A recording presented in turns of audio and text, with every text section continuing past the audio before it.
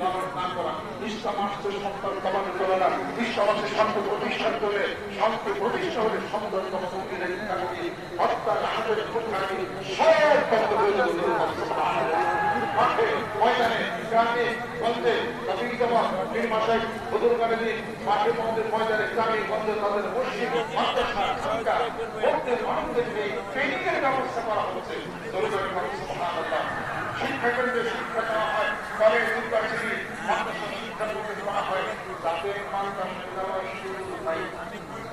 তাদের কলেজ যাওয়ার সুযোগ নাই, তাদের জ্ঞানের দরকার আছে না নাই? যারা মাদ্রাসা যাইতে পারে না, তাদের জ্ঞানের দরকার আল্লাহ পাওয়ার দরকার আছে না নাই? আজকে অনেক শিক্ষিত অনেক আপনি জানেন,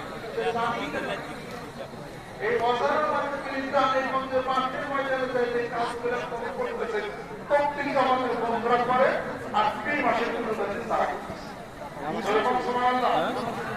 আমাদের যারা